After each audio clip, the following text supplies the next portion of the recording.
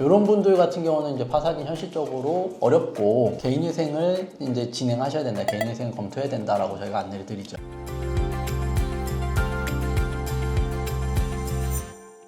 안녕하세요. 유익상 김은찬 변호사입니다. 오늘은 개인회생과 개인 파산에 대해서 어느 때 개인회생 진행하고 언제 개인 파산 진행을 하는지에 대해서 좀 명확하게 좀 구분은 잘 못하시는 경우가 있는 것 같아요. 일단 개인회생이랑 개인 파산에 대한 어떤 절차는 그냥 간략하게 한 줄 소개를 하자면 한 줄로? 한 줄로 제가 개인회생 한번 해볼게요. 네. 개인회생 벌어서 갚아입니다. 벌어서 갚아. 개인 파산 뭡니까?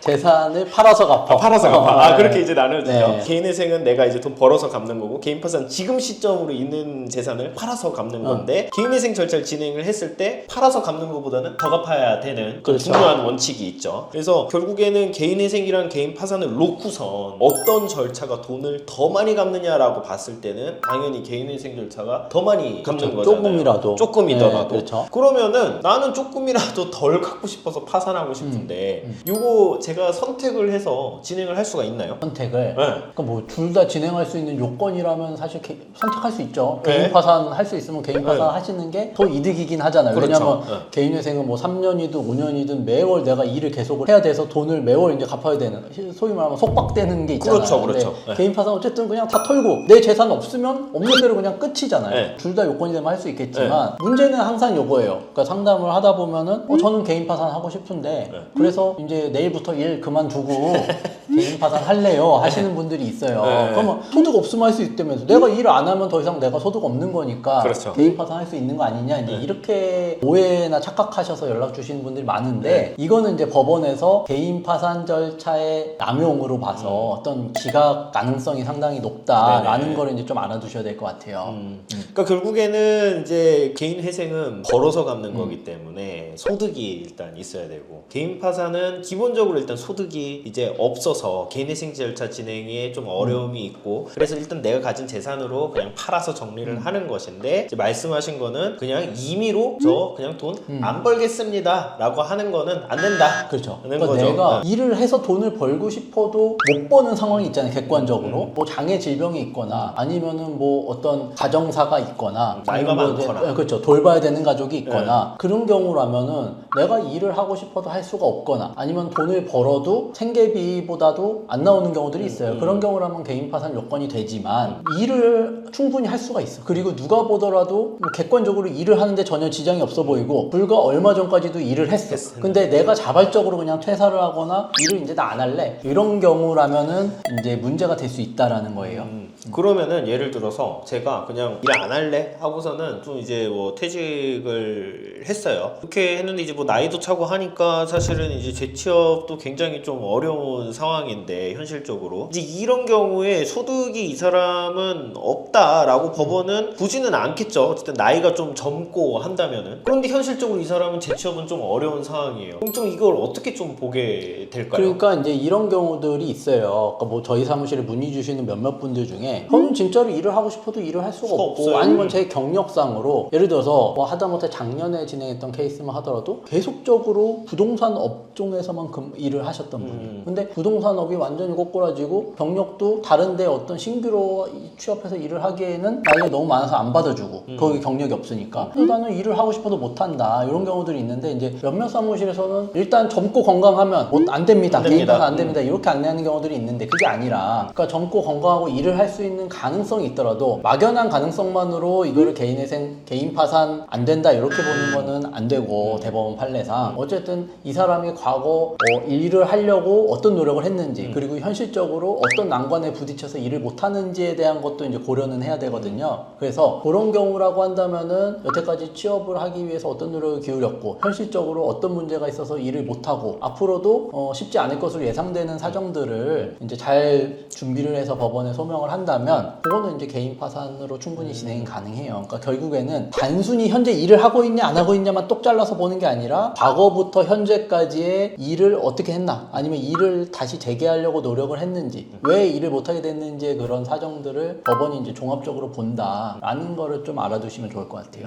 그러니까 결국에는 이제 히스토리가 중요하다는 맞아요. 거잖아요. 그러면은 소득이 사실은 뭐 불과 한두 달까지 소득이 있던 사람이 갑자기 이제 얻게 되는 경우는 당연히 이제 뭐 법원에서 보더라도 벌 수 있다라고 충분히 볼 가능성이 그렇죠. 높죠. 뭐 특별한 사정이 아무 있다면. 이유가 없는 없는데, 상태에서 네. 그게 딱 끝났다면 그럴 수 있죠. 근데 어쨌든 이런 어떤 히스토리를 내가 그간에 지금 소득을 벌 수가 없어요. 혹은 지금 제가 소득이 너무 적게 된 데는 이런 역사적인 이유가 있어요라는 거를 설명을 하려면 그 어떤 객관적인 시간이 어느 정도 필요할 것으로 보이는데, 그럼 뭐 예를 들어 소득이 없는 사람이라고 가정을 해볼게요. 그럼 소득이 없다라고 하는 그 기간이 한 어느 정도는 돼야지 법원에서 그걸 좀 유효하게 볼까요? 기간이 얼마다라고 딱 떨어뜨려서 정의하기는 어렵지만 그래도 제가 봤을 땐 최소한 4개월에서 6개월 이상은 좀 돼야 되지 돼야 된다. 않나라는 생각은 좀 있어요.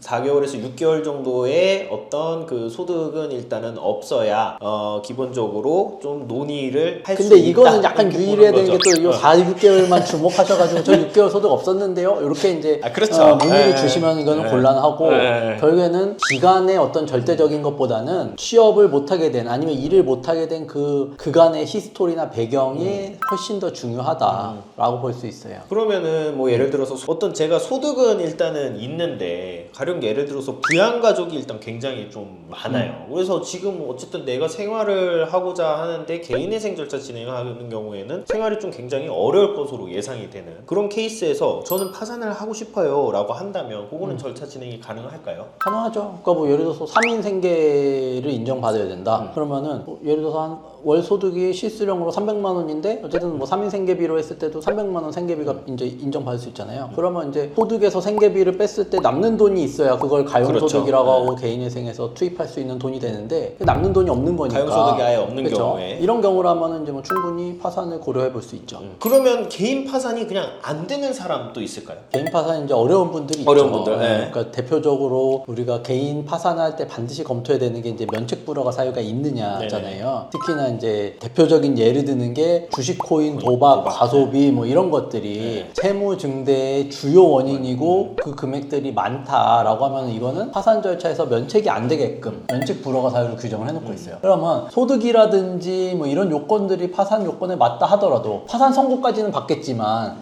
면책을 못 받는다라고 하면은 파산 절차 진행할 의미가 없는 거니까 그렇죠. 이런 분들 같은 경우는 이제 파산이 현실적으로 어렵고 개인회생을 이제 진행하셔야 된다, 개인회생을 검토해야 된다라고 저희가 안내를 드리죠. 그러니까 개인회생 절차 같은 경우는 사실 이제 도박이나 뭐 코인 뭐 물론 이제 뭐 관할에 따라서 다르기는 하지만 기본적으로 요거가 채무 증대 주요 원인이라고 해서 개인회생 절차가 안 되는 것은 아니잖아요. 그렇죠. 그렇기 때문에 이런 분들은 이제 사실 파산 절차의 어떤 진행은 좀 어려움은 있을 수 있고 이제 소득 어떤 취업이나 이런 걸 통해서 개인회생 절차를 진행하셔야 된다. 좀 이렇게 정리를 하게 되면 되겠네요. 그럼 이제 개인회생하고 개인 파산 절차 일단 진행될 때 양 절차 모두 독촉 추심을 중단시킬 수 있는 것은 동일하죠. 조금 다르긴 하죠. 그럼 차이점 네. 한번 좀 설명해 주실 수 그러니까 뭐 있을까요? 이제 개인회생 같은 경우에는 어쨌든 신청서 접수하고 뭐 한 일주일 내외면 금지 명령이 나오니까 금지 명령 자체가 독촉 추심을 이제 중단하도록 하는 명령인데 네. 파산 절차에는 일단 금지 명령이 없어요. 네. 그래서 파산 신청서를 접수하고 사건 번호가 나온다 하더라도 파산 선고가 내려지기 전까지는 이제 독촉 추심은 계속될 수 있다라는 거는 조금 유의하셔야 돼요. 그러면은 그 기점을 보는 것은 파산 선고 시까지는 어쨌든 독촉을 받아야 한다. 받아야 한다라기보다는 근데 어쨌든 상당수의 채권자들은 파산 신청서를 접수해서 파산 사건 번호가 나오면 그 시점부터 독촉 추심을 거의 안 하거나 미온적으로 대응하는 경우들이 많아서 일단 사건 번호가 나오면 그래도 어느 정도는 좀 상당 부분 해결될 수 있다. 보통 네. 이제 사건 번호 나왔으니까 이쪽으로 연락해서 사건 번호 확인해 보세요. 그러니까 대리인 사무실 연락처를 그냥 안내를 해주면 그 채권사들이 보통 연락을 오죠. 그냥 대리인 사무실에. 그래서 경우들이 채무자 많죠. 뭐 김땡땡 씨 지금 여기서 뭐 파산 절차 진행하셨다, 뭐 개인회생 절차 진행하셨다라고 했는데 맞나요? 그럼 저희가 뭐 맞습니다. 여기 사건 번호 이렇습니다라고 하게 되면은 통상은 그냥 독촉 추심 절차가 이제 중단이 된다라고 보시면은 될 것 그렇죠. 같고요. 그러니까 뭐 이제 정상적인 금융권, 뭐 1, 2금융권 정도는 그렇게 되는 경우들이 많고, 그렇죠. 간혹 예외적으로 이제 몇몇 저축은행 아니면 이제 대부업체 이런 데들은 어쨌든 뭐 파산 선고 안 나지 않았냐, 그렇죠. 그때까지 우리가 할 거다. 뭐 이제 이렇게 나오는 경우들도 있는데 그런 경우들을 제외하면은 1금융권이라든지 뭐 카드사라든지 이런 데는 대부분 접수하는 것만으로도 상당 부분 도촉 추심이 이제 줄어든다라고 볼 수 있을 것 같아요. 지금 이제 개인회생이랑 개인 파산 그런 뭐 진행을 하게 되는데 있어서 조금 뭐 그 채무자가 경험하게 되는 뭐 불이익, 뭐 경제상의 뭐 신용상의 불이익을 포함해서 뭐 신분상의 불이익까지 좀 어떤 좀 생각나시는 불이익이 좀 차이점이 있을까요? 근데 뭐 개인 회생 같은 경우는 뭐 전혀 불이익이 없다라고 봐도 그렇죠. 무방한데 개인 파산 같은 경우는 뭐 일부 직종들 뭐 예를 들어서 뭐 변호사, 회계사라든지 공인중개사, 그렇죠. 네, 많이 뭐 식품위생법상 영업허가라든지 공무원, 네, 뭐 그렇고요. 공무원도 그렇고 이런 경우들에 이제 어떤 신분상의 제약이 있을 수 있어요. 그래서 파산 선고를 받고 면책을 못 받은 경우에는 이제 뭐 특히나 뭐 공무원 같은 경우는 이제 뭐 당연 면직 사유로도 규정이 되어 있기 때문에 이런 직업군들을 갖고 계신 분들 같은 경우라면은 면책 불허가 사유에 특히나 조금 더 신경을 많이 쓰셔야 된다. 면책을 받게 되면은 다시 문제가 없게 되나요? 기본적으로 이제 그렇게 볼 수는 있어요. 왜냐면은 이제 법상으로는 파산 선고를 받게 받고. 되면은 이제 당연 퇴직 아니면 뭐 자격 상실의 사유로 규정이 되어 있는데 기본적으로 이제 파산 실무를 처리하는 데 있어서 그게 파산 선고했다고 또 통보를 하고 면책됐다고 면책되면 또 당연 복권이 되잖아요. 이렇게 통보를 하고 이게 이중에 통보가 되는 것들이 좀 애매해서 최근에는 이제 면책이 안 되는 경우 통보가 되도록 되어 있기 때문에 면책을 받는다라고 하면은 이제 뭐 문제는 없다라고 볼 수 있을 것 같아요. 바로 실무적으로 봤을 때 파산 선고됐다고 바로 통지를 하는 것은 아니고 면책이 이제 불허가 되었을 때 이제 그 단계에서 이제 검토가 된다. 네. 자, 그러면 지금 이제 뭐 개인회생, 개인 파산을 이제 뭐 고민을 하고 계신 분들이 있다. 그러니까 결국엔 도산 절차가 되겠죠. 좀 뭐 한마디 하시고 싶은 말씀이 있으실까요? 고민하시고 계신다 아니면은 이제 이거를 고려하고 계신다 라면 사실 바로 그 시점이 진행해야 되는 가장 빠른 좋은 시점이 될 수 있다라는 말씀 꼭 드리고 싶어요. 아니면은 내가 당장 돈을 갚을 수 없어서 추가 대출을 받아가지고 이걸 갚을 생각을 한다. 소위 말하는 돌려받기를 고민하고 계시다라고 하면 결국에 지금 당장에 급한 불은 끌 수 있겠지만 결국엔 시기의 문제일 뿐이지 한두 달이냐 1년 후에 다가오냐의 문제일 뿐이지 결국에는 감당할 수 없게 되는 거는 궁극적으로 마찬가지이기 때문에 그런 상황이 됐으면 차라리 지금 시점에 미리 고민을 하시는 게 지금이 가장 네. 빠르다. 네. 빠르고 좋다. 오히려 이제 경제적 재기의 시점도 빨리 앞당길 수 빨라집니다. 있다. 이제 이렇게 볼 수 있을 것 같습니다. 오늘은 개인회생과 개인 파산에 대해서 좀 큰 줄기에서 차이점을 좀 짚어봤어요. 결국에는 어떤 소득의 어떤 유무가 일단 중요한데 단편적으로 지금 소득이 있느냐 없느냐가 중요하다기보다는 결론적으로 좀 역사, 채무자의 어떤 그간의 어떤 히스토리를 보았을 때 소득이 지금 얻게 된 경위와 향후에도 소득 발생이 없을 것으로 예상된다. 뭐 혹은 소득 활동이 가능하다. 이런 걸 토대로 판단을 한다는 점을 좀 설명을 드렸어요.